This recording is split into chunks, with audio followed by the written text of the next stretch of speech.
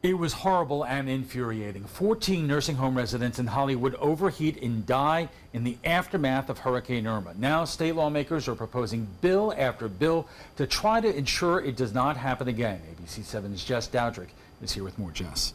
Alan, the state seems to be taking aggressive action. 3 bills are already on the table, up for consideration during the 2018 legislative session. But those bills could easily die in the state Senate or House, like similar bills did a decade ago. At Fountains of Hope Assisted Living Facility in Sarasota, the community hunkered down and took on Hurricane Irma, like many in the area did. It really went without a hitch.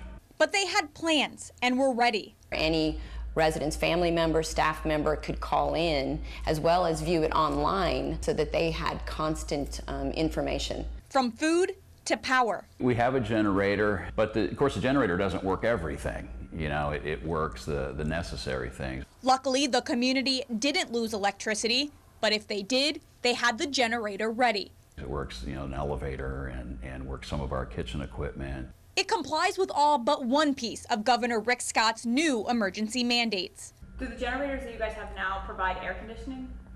They don't. Scott's emergency rules give assisted living facilities and nursing homes 60 days to get generators and fuel that would allow the facilities to operate for at least 96 hours after a power outage. Standards based on those already in place at Florida hospitals. We're here to see what else we can do. Both Chris Gillespie and Stacy Sweeney in town from Birmingham, Alabama, at Fountains of Hope, talking about how to comply with the mandate. While they're happy to do so, we found out that there's no way that we can get even a day tank or an additional fuel tank for the fuel that we will need in addition to have AC in the communities. So they're asking for a waiver. So are other assisted living facilities across the state.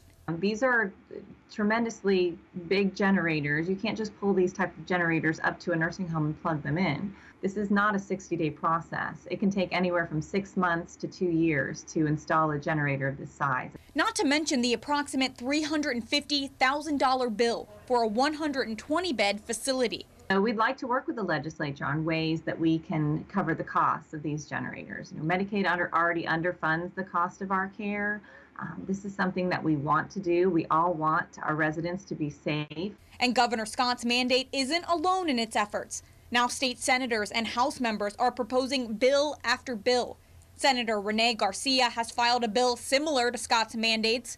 It would require senior facilities to have emergency power supplies and fuel to last 4 days after a storm. Some nursing homes are very Medicaid heavy, and those are the ones that we as a state have to find the resources and the monies to make sure that we get them to that point so they can have the generators and the adequate cooling mechanisms to take care of them. Then in the House, Representative Sean Harrison proposing a bill that would make nursing homes and hospitals a priority for power restoration. If you have to have air conditioning or you have to have power to live versus somebody that just needs that for convenience or comfort, then you should be prioritized. Right now, hospitals are priorities, nursing homes are not. Back in 2005, after Hurricane Wilma hit, Florida lawmakers proposed a bill that would require some nursing homes to have generators. Sounds a lot like what's on the table now, right? Well, that bill died in the state Senate because of the industry opposition and money. But now that 14 people are dead, could the result be different this time? Stay tuned for the 2018 legislative session. While there was that tragedy in Hollywood Hills, it's important to remember that there were hundreds of assisted living facilities and nursing homes that successfully managed the challenges of Hurricane Irma. Thousands of residents were successfully cared for. Jess, thank you. As we just saw, many assisted living facilities are not happy with the governor's order. We'll talk to 2 of them next at the Trapezoid.